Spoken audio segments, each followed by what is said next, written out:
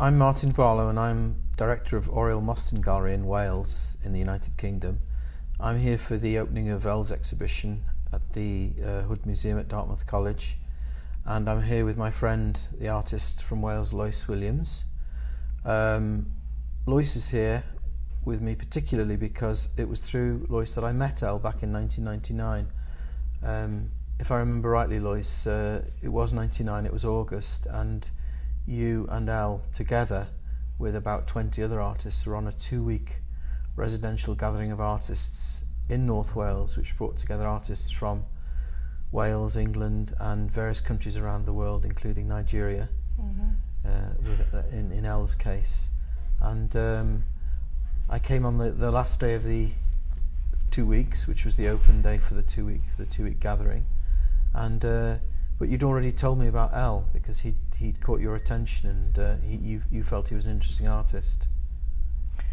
Yeah, I think the whole thing was a very interesting experience because we had to make work in relation to the place.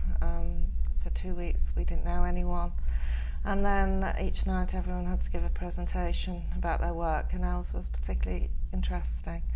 But for me he was interesting because he was someone like myself who actually worked with his hands, and he worked with everyday materials, and he manipulated materials. And the piece he made in at that particular time was fantastic because he just took poles that were already in the woods behind the house. They were pieces of timber, weren't they? Pieces of cut timber. Yeah, that were just piled up in the space, and he painted marker colours on the ends of them. So you came across the work while walking through the actual woods. Yeah, it was a very striking piece. That did you feel at the time that there was this? Do you think he felt at the time that there was this affinity between the way the two of you worked, just using everyday throwaway materials and manipulating them with your hands into something else?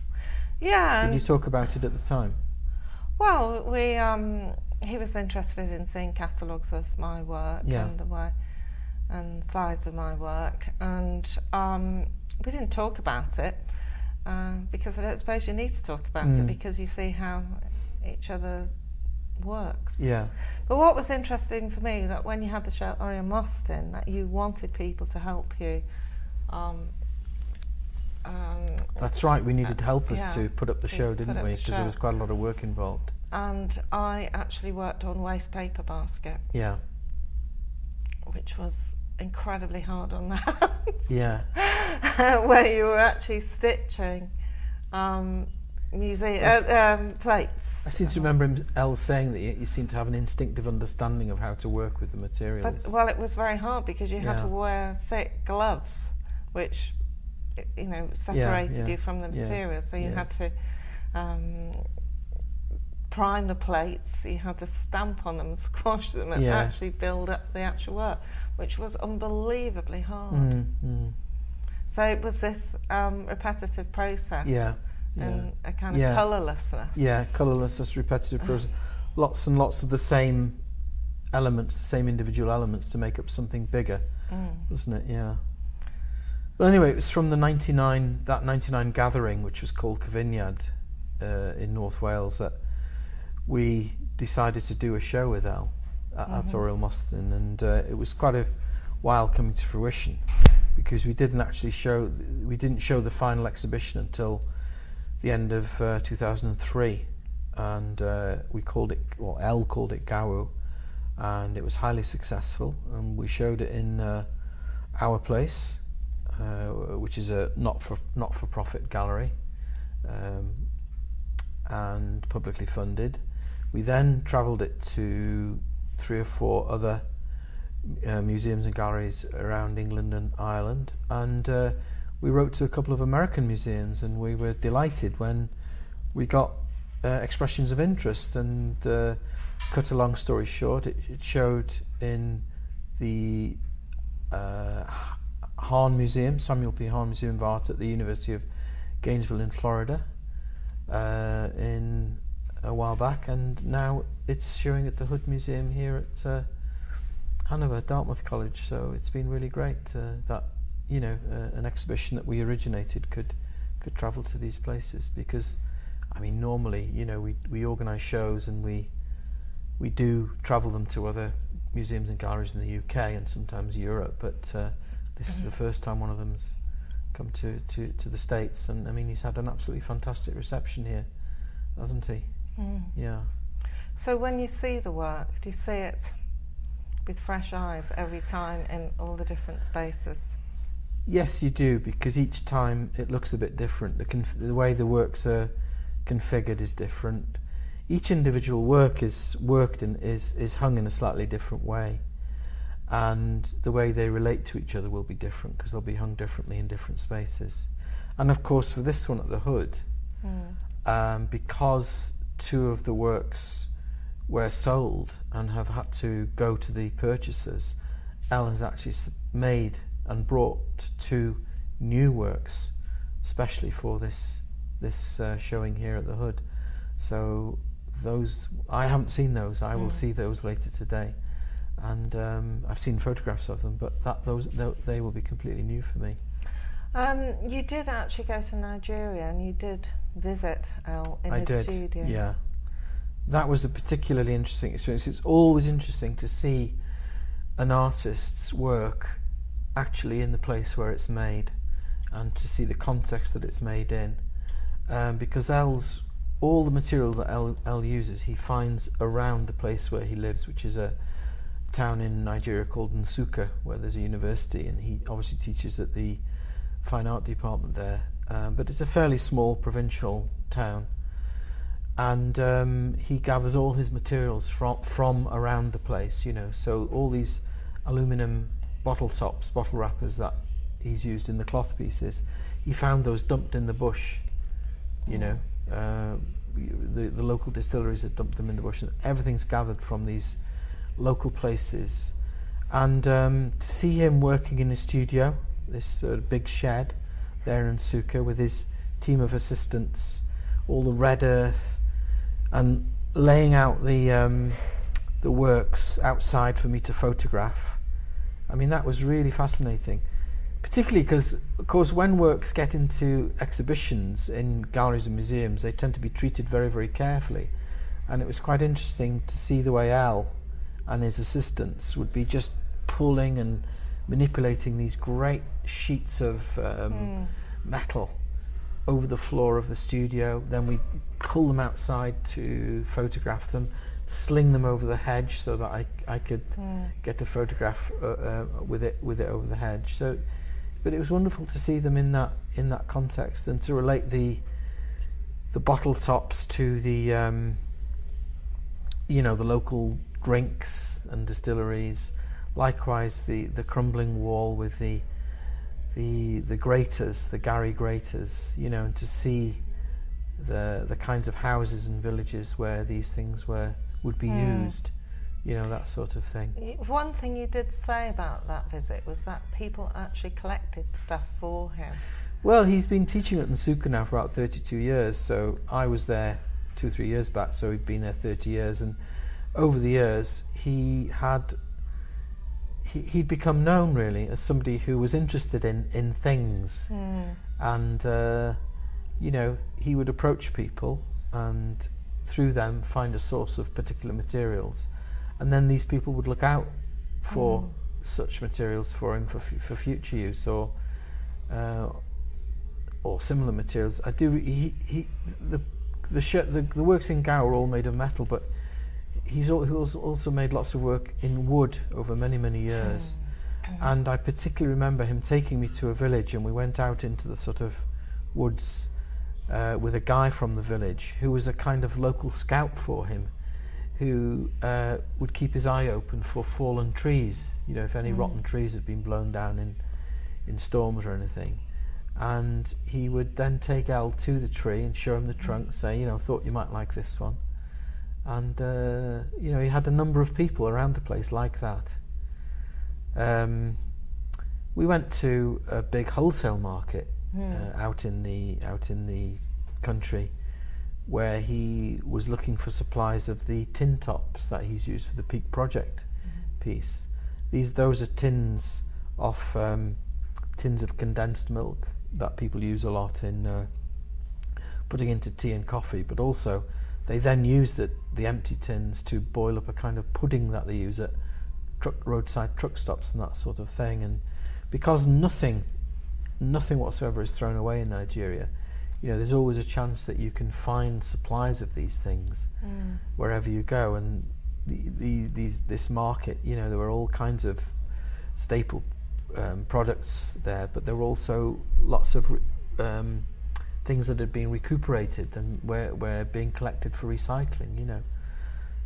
The tin tops, for example, they actually melted them and turned them into utensils, spoons, and that sort of thing.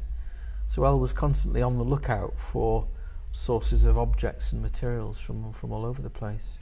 How do you feel when you see the photograph, the photograph you took of the piece that eventually went to Africa Remix, that you took actually draped over the hedge? Yeah. So it became like a three-dimensional object, and you went then to the opening at the Hayward, and you see it as a flat object on this huge wall. Yeah. Do the pieces move from one kind of space to another kind of space? They do, and it's interesting to see the way the much more informal display that we use just to get photographs, and which Elle, it wasn't just for me. I mean, I know Elle had used that method to photograph them before, just drape them over this huge hedge. It's interesting to see the contrast between the informal way they're used, which is much more to do with, needing to do something, in this case photograph it, and then the way they're displayed in a very, very formal situation. You're talking about the Africa Remix exhibition, which was a very, very big exhibition in Europe, which included Elle's work. And what was interesting for me for that was that when I went to his studio, the work I photographed was originally to have been in our show, but in the end, for a number of reasons, we decided not to show that work. We showed other works, similar ones, and that work eventually was enlarged and put into the Africa Remix exhibition, where in London it was showed as an absolutely huge hanging piece. So there was this contrast between the way it was shown there in this very formal context and the way it was just thrown over the hedge when I photographed it. Yeah, that was good. That was interesting. And eventually bought by the Pompidou Centre. Eventually bought by the Pompidou Centre in Paris as well. So you simply never know when you go somewhere, when you go to an artist's studio or when you work with an artist. You're just doing it because you like it. You like the artist's work. You think it's really great work, really interesting. You think it's really relevant to what you're doing. And you do it purely on that basis. You have no thought about what the future might. So let's go back to the wide shot here, and you can just look at Lois and say, and you never really know, that kind of thing. 5, 4, 3. And you never really know when you go and see an artist and you agree to do a show with them. You never really know what's going to come out of it. I mean, you don't. I've never ever approached an artist to do a show thinking, oh great, this could result in something really fantastic, something really big. You just work with an artist because you like their work, you find it interesting, you think it's relevant. I mean, we try and show work that's relevant to our audience in Wales, in North Wales. And that's all you do really, and you make the best you can. You do the best you can with that artist, but only thinking in terms of your own gallery, your own exhibition, and your own audience. And just occasionally something really fantastic happens as a result. And that's just wonderful. Obviously that's happened in this case, because when we started working with Elle, we just had it in mind as an exhibition for our gallery, and with the possibility of travelling it to 2 or 3 other spaces around the UK. And the fact that it's had all this interest in the States, and it's had these 2 showings in 2 really good museums already, and is going to the 3rd one in Los Angeles later this year, you know, that's a huge bonus, and it's really great. But it was completely unplanned. I suppose the best thing of all is to see how well El's work has been received here in the States, and to see him being really successful. You know, because when you organise a show, you do hope that your show will contribute to that artist's career. You know, hopefully that person will be able to sell work, and will bring other exhibitions as well. And of course that's what's happened in this case, and that's what's really good. And it's kind of, I suppose, in some way, I feel been an endorsement of the fact that we have chosen to do exhibitions with African artists like El, and some other artists from Ghana who we've done shows with, and also some artists from Latin America. And there aren't many public galleries that do that really in the UK. Most tend to follow a sort of tried and tested mainstream of European and American artists, and I've been quite pleased that our policy of showing African and Latin American artists, alongside Welsh artists, of course, we do a lot of that, has been successful. I mean, you've seen the different shows we've done with African and Latin American artists. It's good, isn't it, sometimes to see things from different cultures and to be able to make comparisons and to see similarities, differences. Wouldn't you say? Yeah, I do. I think one thing we haven't mentioned, though, is that El is also a great teacher, and he has been a teacher for many years. Yeah. And that he actually came from Ghana. Yeah. And he went to the art departments at KNUST. Yeah, it's at Tech, as they call it, in Kumasi. In Kumasi. University of Science and Technology. And when I went to do some work in Kumasi, and you meet other artists, you realise how influential he has been on other artists. Yeah. Which perhaps you don't get that if you're here, or if you you're in don't. Wales. No, it's true enough. If you go to Nigeria or Ghana or even Africa more generally, he's known. He's known as someone who's had a profound influence on 2 generations of artists in Africa, and especially West Africa. He's influenced so many artists. I do recall when I went to Nigeria to visit his studio in 2003 that I was shown other artists' work, and El's influence was just so obvious, you know, across the board really. I don't mean that people were slavishly copying what he'd done. I mean his whole thing about working with the materials that you have to hand, working with the materials that are there and which mean something to you, and which are about, you know, your place, your location where you are. You know, that was very, very clear, and also a lot of people actually talked about it as well, and referred to the fact that he'd had this profound influence. So it's really great to come here to Hanover and to see this work at the Hood Museum. You know, that's been such a large part of my life really for the past few years, you know. And it's nice talking to you about it as well, so thanks very much. We've never really talked about it before. No.